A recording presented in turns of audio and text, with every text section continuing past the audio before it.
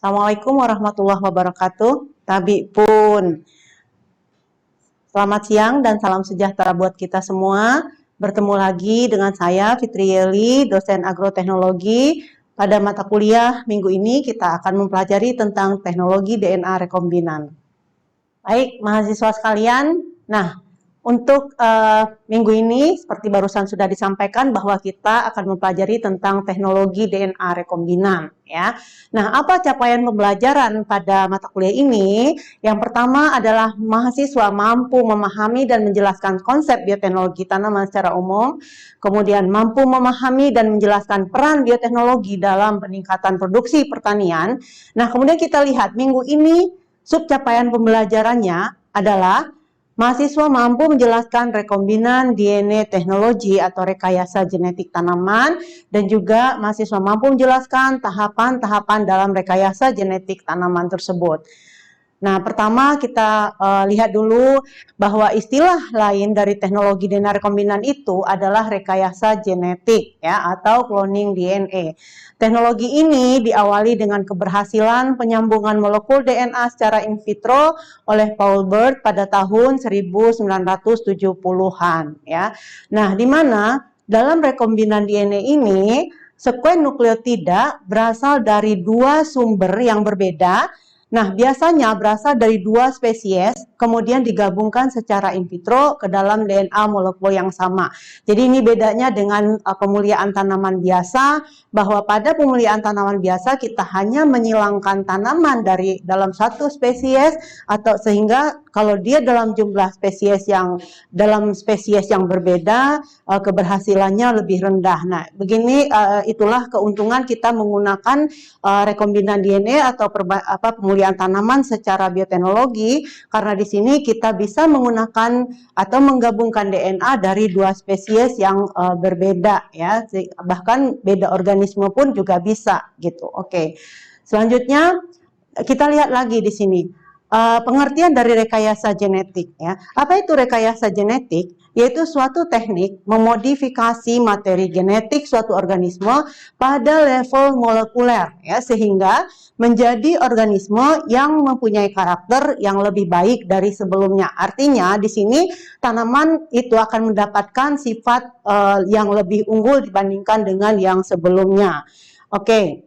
Selanjutnya kita lihat bagaimana apa saja sih manfaat dari teknologi DNA rekombinan ini ya. Teknologi DNA rekombinan itu bisa bermanfaat dalam bidang kedokteran, bisa dalam bidang farmasi, dalam bidang forensik, kemudian lingkungan. Nah, yang penting di kita, karena kita di bidang pertanian, yaitu apa manfaat dari teknologi DNA rekombinan ini dalam bidang pertanian. Oke ya. Nah, kemudian kita lihat nih, langkah-langkah atau tahapan apa yang kita lakukan dalam rekombinasi DNA secara in vitro. Nah, bisa kita lihat dari gambar ini. Kemudian dari gambar ini, pertama Anda lihat di gambar ini, yang pertama bagian kiri itu adalah bakteri. Ya, ini adalah sel bakteri. Di dalam sel bakteri terdapat DNA sirkuler yang kecil itu kita sebut sebagai plasmid. Ya, ini adalah plasmid. Nanti Ibu jelaskan kembali plasmid itu apa ya. Nah, kemudian di bagian kanan kita bisa lihat di sini, ini adalah DNA dari spesies lain yang mengandung gen interest. Nah, bagian yang kecil ini adalah gen interestnya. Nah, di bagian itu adalah gen interest, itu artinya adalah gen yang kita inginkan. Misalnya, gen ketahanan terhadap penyakit tanaman, misalnya adalah gen tahan terhadap penyakit fusarium ya. Itu adalah DNA kromosom ya, yang biru itu semua adalah DNA kromosom. Nah, bagian kecil, fragmen kecil DNA itu adalah gen yang tahan terhadap tahan terhadap fusarium. Ini contoh saja ya, kita contohkan dia sebagai gen tahan terhadap fusarium, kemudian kita isolasi gen tersebut dan kita gabungkan, kita masukkan atau kita sisipkan ke dalam DNA plasmid, sehingga akan kita dapatkan di situ plasmid rekombinan, disebut juga dengan rekombinan DNA plasmid. Oke. Nah, kemudian setelah kita dapatkan DNA plasmid DNA rekombinan, plasmid tersebut yang tadinya kita keluarkan dari bakteri, kemudian kita masukkan kembali ke dalam bakteri ya. Nah, apa tujuan kita memasukkan ke dalam bakteri ini? Tujuannya agar plasmid DNA yang tadi kita sudah rekombinasikan, dia akan bertambah banyak ya. Jadi bakteri, kenapa kita menggunakan bakteri E. coli misalnya? Karena E. coli itu pembelahannya sangat cepat, sehingga setiap terjadi pembelahan dari bakteri, DNA kita yang sudah kita sisipkan ke plasmid tadi, dia juga akan ikut membelah. Oleh karena itu, di sini akan terjadi multikopi dari plasmid rekombinan. Nah, selanjutnya plasmid kita yang sudah rekombinan ini, kita akan masukkan ke dalam tanaman ya. Bagaimana memasukkan ke tanamannya? Jadi nanti pada minggu berikutnya akan diajarkan lagi tentang bagaimana metode-metode apa saja yang kita gunakan untuk menyisipkan plasmid kita ini ke dalam tanaman. Sebagai contoh saja, saat ini Bu sebutkan dulu bahwa contohnya adalah dengan menggunakan Agrobacterium tumefaciens ya. Jadi ini langkah umum ya, langkah umum dalam pelaksanaan teknologi DNA rekombinan. Nah, selanjutnya kita lihat lagi. Nah, keterampilan dasar apa yang diperlukan untuk melakukan cloning gen secara sederhana ya? Yang tadi dari gambar tadi itu kita bisa lihat bahwa pertama kita harus melakukan preparasi sampel DNA murni. Yang kedua, kita lakukan pemotongan molekul DNA seperti tadi kita memotong DNA plasmid, kita juga memotong DNA interest. Kemudian hasil potongannya ya, kemudian kita ukur ukurannya itu sama apa tidak dengan yang kita inginkan. Jadi di sini artinya adalah analisis ukuran fragmen DNA.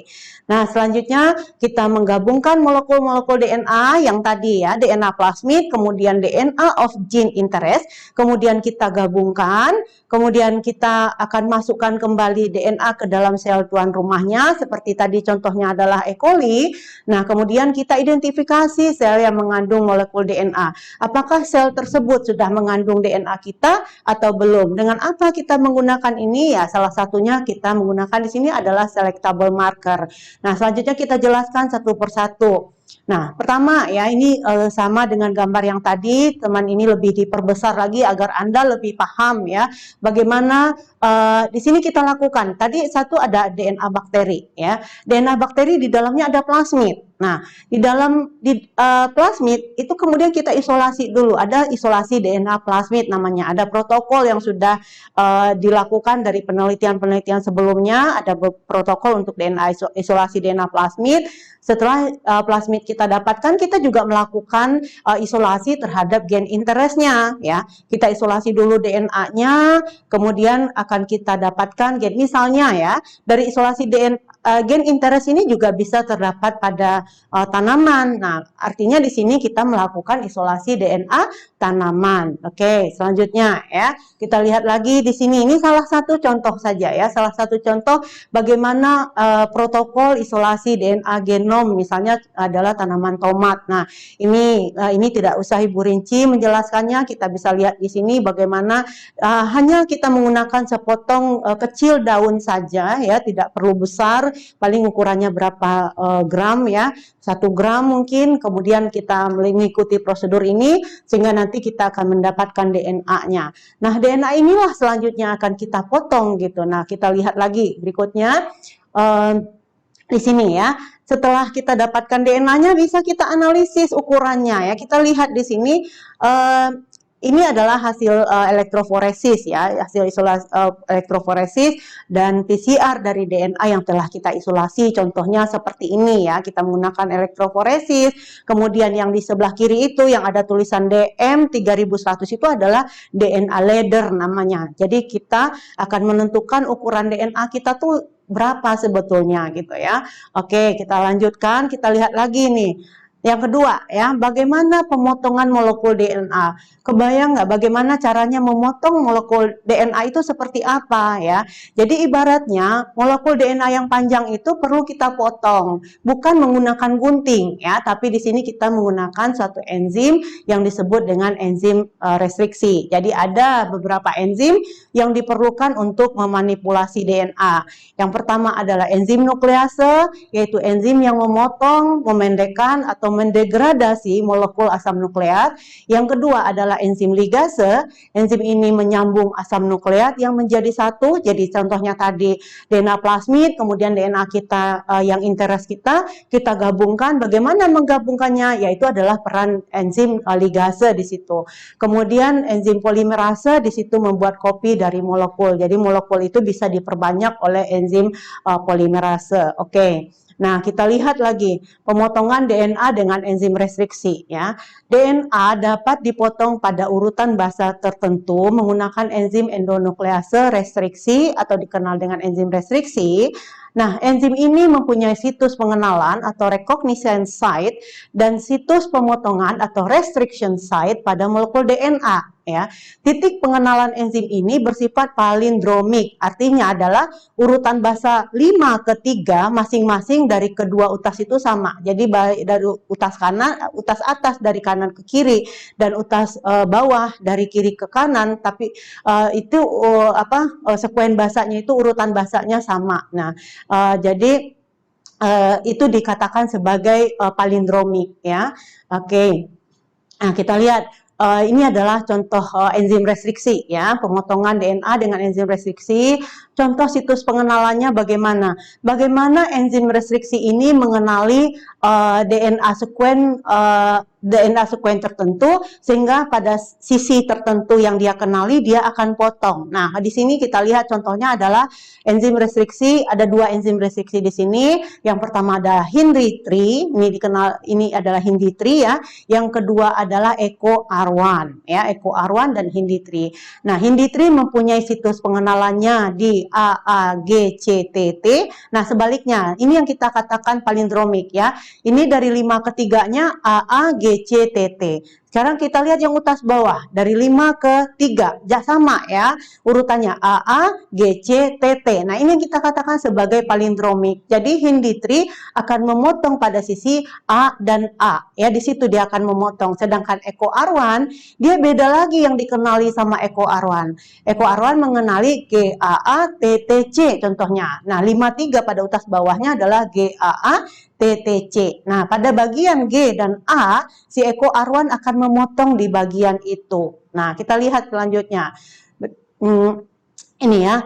Nah, akibat dari pemotongan tadi, ya, akibat dari pemotongan oleh enzim restriksi akan terjadi ujung pemotongannya itu ada dua macam, ya, ada dua macam ujung pemotongan. Yang pertama adalah ujung lekat atau ujung runcing atau dikenal juga dengan sticky end ya. Kita lihat nih enzim restriksi KPN1 ya, KPN1 ini memotong pada bagian C dan C. Anda lihat di bawah ya, di gambar yang bawah ini. Nah, ini kalau kita lihat ini pemotongannya adalah sticky end. Jadi dia berbentuk letter L ya, dia berbentuk letter L. Coba lihat, kita lihat di berikutnya.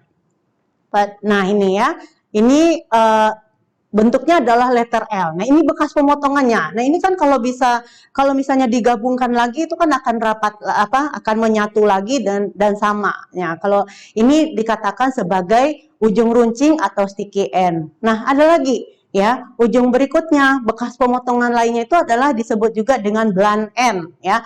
Blunt end ini dikenal juga dengan ujung tumpul. Di sini kan nggak ada ujungnya. Coba dilihat yang contohnya semawan ini, potongannya itu lurus ya, lurus ya. Kalau yang tadi bentuknya seperti letter L, ini adalah blunt atau blunt L, tumpul ya. Ini adalah contoh dari enzim restriksi semawan, dia menghasilkan ujung pemotongannya itu adalah blunt end.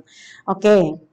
Nah, setelah kita melakukan pemotongan enzim restriksi, sekarang kita lakukan analisis ukuran fragmen DNA-nya. Ya, kita ukur apakah fragmen DNA yang kita potong tadi sudah sesuai belum ukurannya dengan yang kita inginkan ya, atau berapa sih ukuran dari DNA yang sudah kita potong tersebut ya. Digesti enzim restriksi akan menghasilkan sejumlah fragmen DNA dengan ukuran tertentu bergantung kepada jenis enzim restriksi yang digunakan ya. Kita menggunakan jenis enzim restriksi apa? Nah, ukurannya nanti tergantung ya, berapa ukurannya, berapa jumlah fragmen DNA yang akan dihasilkan. Kemudian awalnya penentuan DNA itu itu apakah sudah dipotong atau belum ditentukan hanya dengan melihat viskositas larutan saja atau kekentalan larutan ya. Pada dulu ya sebelum teknologi berkembang itu apakah DNA ini sudah kepotong atau belum? Bagaimana cara melihatnya? Untuk mendeteksinya itu hanya dengan melihat viskositas dari larutan tersebut. Apakah larutannya kental atau larutannya lebih cair gitu. Nah, untuk yang biasanya yang belum terpotong itu dia lebih viskos atau lebih kental dibandingkan dengan yang sudah terpotong. Nah, seiring dengan perkembangan teknologi ya saat ini sudah ada yang namanya elektroforesis gel ya. Gambar yang sebelumnya sudah Ibu tampilkan juga tentang elektroforesis gel bahwa elektroforesis gel ini mampu memisahkan atau menampilkan berapa pemotongan DNA yang dihasilkan dari enzim restriksi tadi. Jadi di sini pemisahan molekul DNA atau protein yang bermuatan listrik pada suatu chamber yang bermuatan listrik sehingga molekul-molekul tersebut akan bermigrasi menuju kutub yang berlawanan. Jadi perlu kita ketahui di sini bahwa DNA itu dia bermuatan negatif. Maka ketika kita larutkan, kita running di dalam gel elektroforesis, dia akan bermigrasi ke kutub positif. Oke. Nah, selanjutnya, nah ini contohnya ya. Contohnya tadi, ini adalah chamber dari elektroforesis. Yang warna pink ini adalah chamber dari elektroforesis. Nah, di situ kita lihat ada micropipette ya. Di micropipette itu kita meloading DNA kita masukkan ke dalam lubang-lubang yang ada di situ ya. Kemudian kita hidupkan elektriknya, kita sambungkan. Nah, nanti DNA-nya akan bermigrasi dari kutub negatif ke kutub positif. Nah, ketika kita visualisasi dengan menggunakan UV, sinar UV, maka DNA akan berpendar ya. Nah, pendaran DNA inilah yang bisa kita lihat seperti gambar yang ada ini ya, seperti gambar. Nah, itu yang warna putih artinya adalah terjadi amplifikasi DNA kalau itu hasil PCR ya. Kalau misalnya bukan hasil PCR, kita juga bisa melihat pendaran DNA di situ. Tapi ukurannya berapa? Nah, ukurannya berapa itu kita tentukan dengan tangga yang ada di sampingnya itu, yang ladder ini ya. Dengan ladder ini kita akan bisa mengetahui berapa sih ukuran DNA kita sebetulnya. Oke. Nah, selanjutnya ya. Kita lihat yang tahapan keempat tadi adalah penyambungan DNA ya. Penyambungan DNA itu dengan menggunakan apa? Yaitu menggunakan DNA ligase ya. Nah, tadi kita sudah memotong plasmid, kita sudah memotong DNA interest, kemudian kita gabungkan kembali, kita gunakan di sini adalah DNA ligase. Oke.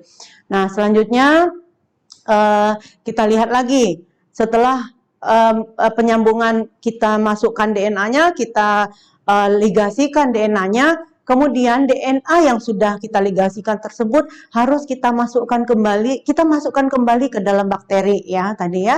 Kita masukkan, artinya kita di sini melakukan transformasi sel bakteri. Jadi bakteri mengambil DNA plasmid tersebut kemudian masuk lagi ke dalam sel bakteri tersebut. Jadi kebanyakan sel bakteri mampu mengambil molekul DNA dari medium tempat bakteri tersebut ditumbuhkan. Tapi di sini biasanya ada perlakuan khusus dulu terhadap bakteri tersebut ya.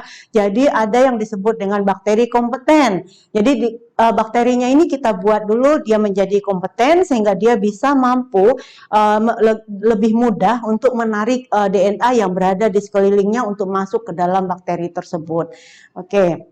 Nah, kemudian kita harus mengidentifikasi sel yang mengandung molekul DNA, mana sel-sel yang sudah mengandung molekul DNA yang sudah kita sisipkan ke plasmid tadi, bagaimana kita caranya mendeteksinya, yaitu bisa kita lihat ya, kita bisa melihatnya dengan beberapa cara.